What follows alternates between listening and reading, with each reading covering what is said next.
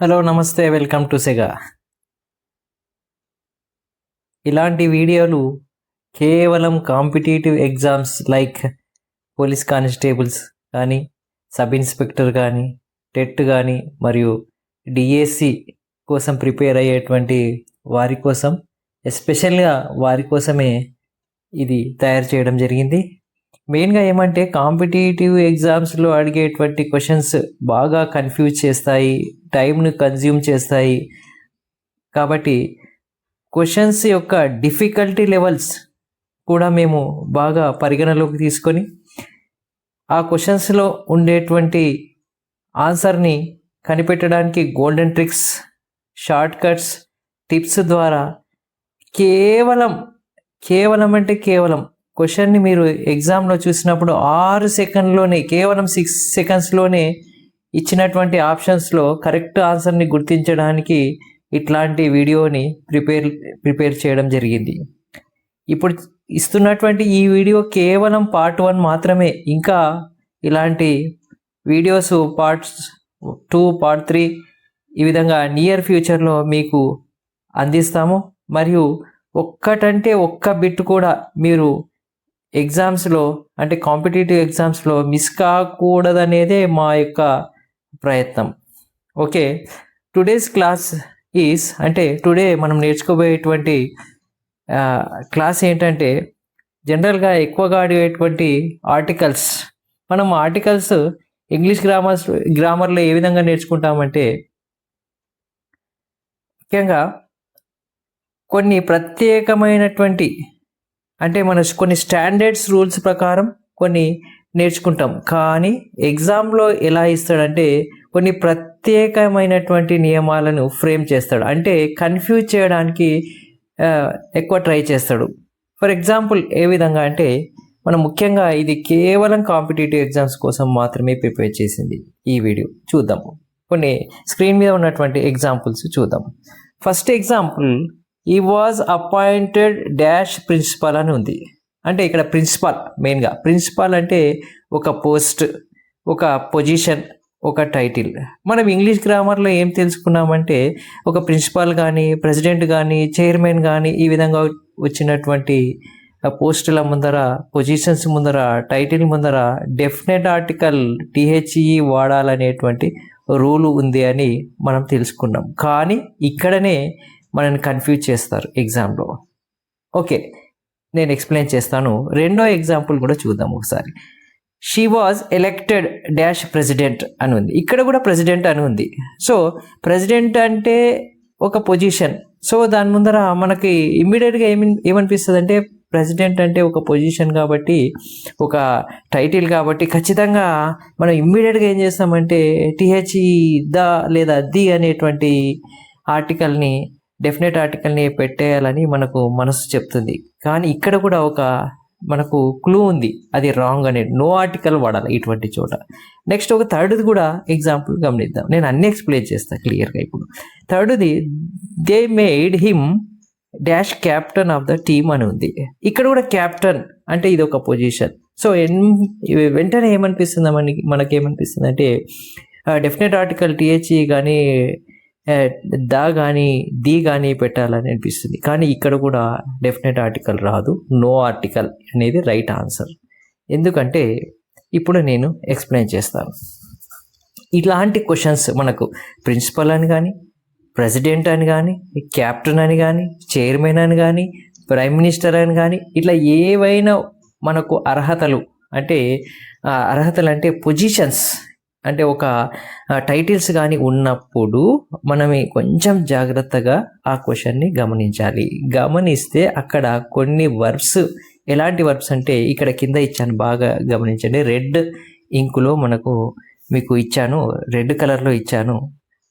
Appoint, APPOINT appoint అని కానీ, elect అని కానీ, మేక్ అని కానీ, చూజ్ అని కానీ, నామినేట్ అని కానీ, డిక్లేర్ అని కానీ, క్రౌన్ అని కానీ, డిజిగ్నేట్ అని కానీ, నేమ్ అని కానీ, ప్రొక్లేమ్ అనేటువంటి వర్బ్ కానీ, బికమ్ అనేటువంటి వర్బ్ కానీ, సెలెక్ట్ అనేటువంటి వర్బ్ కానీ, ఇలాంటి వర్బ్స్ మీకు క్వశ్చన్లో కనిపించి దాని తర్వాత పొజిషన్స్ కానీ టైటిల్ కానీ ఉంటే కళ్ళు మూసుకొని మీరు నో ఆర్టికల్ని సెలెక్ట్ చేసుకోవాలి.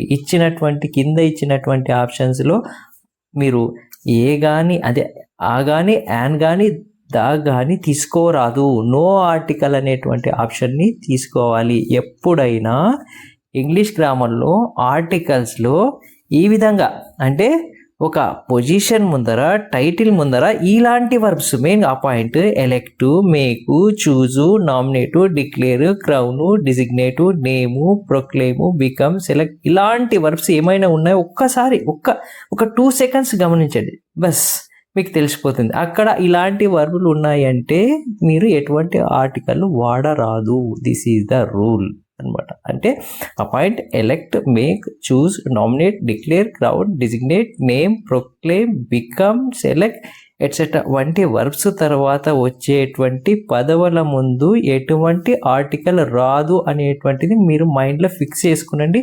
ఇలాంటి క్వశ్చన్స్ ఎగ్జామ్లో అడిగినప్పుడు మీరు ఖచ్చితంగా ఏం చేయండి అంటే కింద ఇచ్చినటువంటి ఆప్షన్స్లో నో ఆర్టికల్ అనేటువంటి ఆప్షన్ని సెలెక్ట్ చేసుకోండి.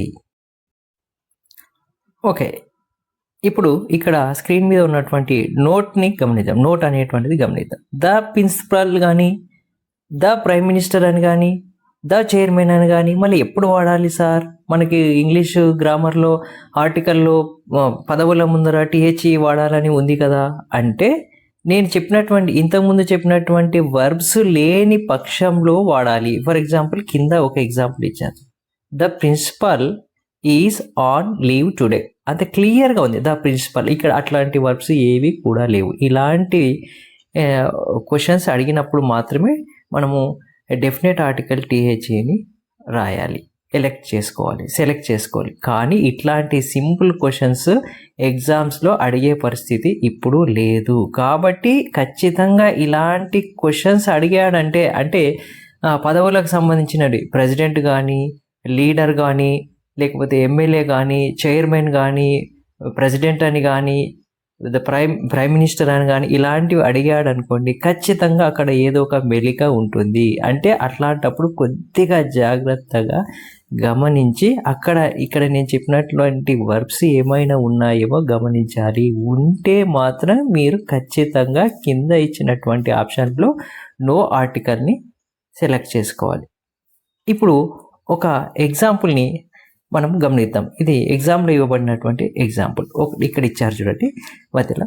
The committee elected him dash president but many considered him dash ideal president.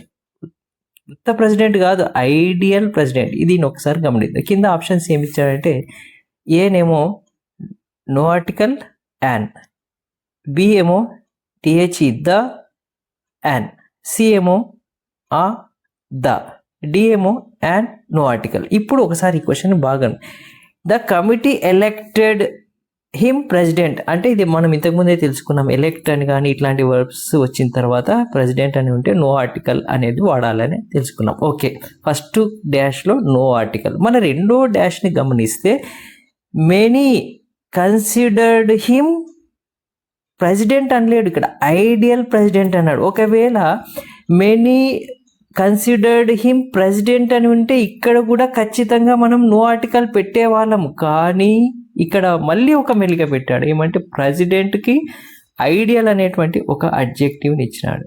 అంటే ఈ పదవులని మరియు వర్ణన చేయడానికి ఒక అడ్జెక్టివ్ని ఇచ్చినాడు.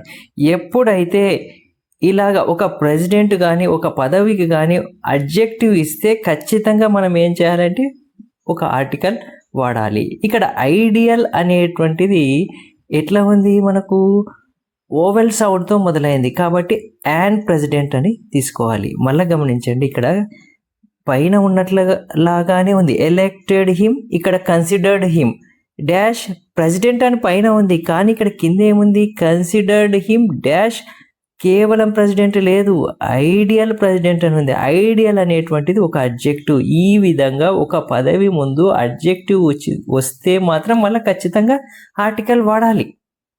కానీ ఆ విధంగా అడ్జెక్టివ్ లేకపోతే ఆర్టికల్ వాడకూడదు. సో మొదటి డాష్లో నో ఆర్టికల్, రెండవ డాష్లో ఏమో యాన్ అనేటువంటి ఆర్టికల్ని వాడాలి. సో ఆప్షన్ ఏది కరెక్ట్ అవుతుంది? ఆటోమేటిక్గా ఆప్షన్ ఏ కరెక్ట్ అవుతుంది. అంటే మనం బాగా గమనించండి, ఇంగ్లీష్ గ్రామర్ ప్రకారం ఒక నౌన్ ముందు అడ్జెక్టివ్ వచ్చినప్పుడు ఆర్టికల్ ఖచ్చితంగా ఉపయోగించాలి. ఇది మీకు అర్థమైందని నేను భావిస్తున్నాను.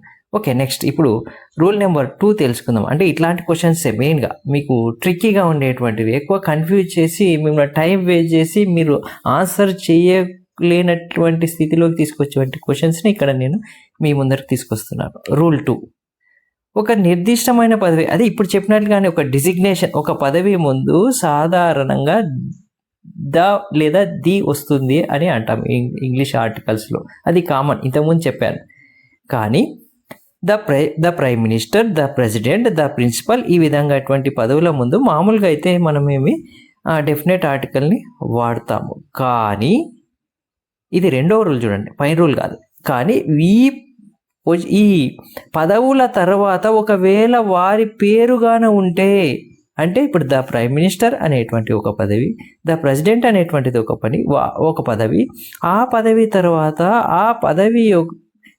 ఆ పదవిలో ఉన్నటువంటి వ్యక్తి యొక్క పేరు ఉంటే మాత్రం ఆర్టికల్ వాడకూడదు, వాడనే రాదు. ఫర్ ఎగ్జాంపుల్ కింద చూద్దాం, నేనే ఇచ్చాను చూడు, the prime minister Narendra Modi is visiting the city. మనం కళ్ళు మూసుకొని ప్రైమ్ మినిస్టర్ ఉంది కదా అని పెట్టేసినాం అనుకో, రాంగ్ అయిపోతుంది, రాంగ్ ఆన్సర్, తప్పు. ఆర్టికల్ వాడకూడదు. ఎందుకంటే ప్రైమ్ మినిస్టర్ అనేటువంటి పదవి తర్వాత ఆయన పేరు ఇచ్చిండు, అంటే ఒక పదవి తర్వాత పేరు ఉంది అంటే మాత్రం ఆర్టికల్ వాడరాదు. సో మనం ఏం చేస్తాము, తొందరలో ఎగ్జామ్లో ఏం చేస్తామంటే ప్రైమ్ మినిస్టర్ అనేటువంటి ఒక పదవి కాబట్టి టక్ అని మనం ఏం చేస్తామంటే డెఫినెట్ ఆర్టికల్ని వాడతాం. ఈ విధంగా వాడడం తప్పు. అంటే ఒక పదవి తర్వాత ఆయన పేరు ఉంటే ఆర్టికల్ వాడరాదు. ఇలాంటివి బాగా కన్ఫ్యూజ్ చేసి మార్కులు పోగొట్టడానికి ట్రై చేస్తుంటాయి, మీరు బాగా అబ్జర్వ్ చేయండి. Okay, rule number 3. ఇప్పుడు చూడండి, ఇలాంటివి చాలాసార్లు అడిగాడు. టర్న్ అనే ఒక టర్న్ అనేటువంటి వర్బు మీకు ఆర్టికల్లో కనిపిస్తే ఏం చేయాలంటే, టర్న్ అంటే ఏమంటే ఒక వ్యక్తి ఒక వృత్తి నుండి లేదా ఒక స్థితి నుండి మరొక స్థితికి మారడాన్ని అంటే తెలుపుతుంది అనమాట. ఆ క్వశ్చన్లో ఒక స్థితి నుంచి కానీ ఒక వృత్తి నుండి కానీ మరొక వృత్తిలోకి మారినప్పుడు ఆ వృత్తి తర్వాత ఆ పదవి తర్వాత మనం ఆర్టికల్ పెట్టరాదు, రాయకూడదు, నో ఆర్టికల్ని సెలెక్ట్ చేసుకోవాలి. ఇక్కడ కింద ఎగ్జాంపుల్ని గమనిద్దాం. యాక్చువల్లీ ఈ was a business man but he turned ఆ పొలిటీషియన్. అంటే యాక్చువల్ ఆయన బిజినెస్ మ్యాన్, టర్న్డ్ అంటే పొలిటీషియన్గా మారాడు. So he was a business man but he turned dash politician అంటే మనం ఆ పొలిటీషియన్ అని కానీ దా పొలిటీషియన్ అని కానీ పెడితే రాంగ్ అవుతుంది. ఎందుకంటే ఇక్కడ మనం కీన్గా గుర్తించుకోవాల్సినది ఏమంటే టర్న్ అనేటువంటి వర్బు వస్తే మాత్రం, అంటే ఒక వృత్తి నుండి కానీ ఒక స్థితి నుండి కానీ మారాడు అనేటువంటి సందర్భంలో టర్న్ అని వస్తే మాత్రం ఖచ్చితంగా ఆర్టికల్ వాడరాదు. నో ఆర్టికల్ని ఇచ్చిన ఆప్షన్ నుండి సెలెక్ట్ చేసుకోవాలి. ఇది కూడా ఒక ముఖ్యమైనటువంటి రూలు. ఇలాంటివి కూడా మనని ఎగ్జామ్లో కన్ఫ్యూజ్ చేస్తుంటాయి. ఇలాంటి క్వశ్చన్స్ చాలాసార్లు అడగడం జరిగింది. సో ఈ విధంగా ఇది rule number 3. Next rule number 4. బాగా గమనించండి, ఇక్కడ వాక్యంలో మీకు ఇచ్చినటువంటి ఎగ్జామ్లో వాక్యంలో కైండ్ ఆఫ్ అని కానీ, సార్ట్ ఆఫ్ అని కానీ, టైప్ ఆఫ్ అని కానీ, వెరైటీ ఆఫ్ అనేటువంటి పదాలు వచ్చినప్పుడు వాటి తర్వాత వచ్చేటువంటి నౌన్ ముందర మనకు సాధారణంగా ఆర్టికల్ని వాడరాదు. ఏ ఆర్టికల్ కూడా వాడకూడదు. ఆ కానీ, యాన్ కానీ, దా కానీ ఏవి వాడకూడదు. అంటే మీరు ఎగ్జామ్లో ఇక్కడ గుర్తించుకోవాల్సినటువంటి పాయింట్ ఏది? Kind of, sort of, type of, variety of అనేటువంటి కనిపిస్తే మీరు కళ్ళు మూసుకొనేమి నో ఆర్టికల్ పెట్టేయచ్చు. ఫర్ ఎగ్జాంపుల్ కింద చూడు, what kind of a man is wrong, is he. What kind of a man is he అంటే ఇక్కడ కైండ్ ఆఫ్ తర్వాత మీరు ఆ మ్యాన్ అని కానీ ద మ్యాన్ అని కానీ సెలెక్ట్ చేస్తే రాంగ్ అవుతుంది. ఎందుకంటే నేను చెప్పాను kind of, sort of, type of, variety of అనేటువంటివి సెంటెన్స్లో కనిపిస్తే మీరు నో ఆర్టికల్ వాడండి. సో కింద చూద్దాం, what kind of dash man is he అని అంటే కళ్ళు మూసుకొని నో ఆర్టికల్ని ఇచ్చినటువంటి ఆప్షన్ల నుండి సెలెక్ట్ చేసుకోండి. అదేవిధంగా ఇక్కడ రెండో ఎగ్జాంపుల్ కూడా ఇవ్వడం జరిగింది, గమనించండి. I don't like this type of dash book.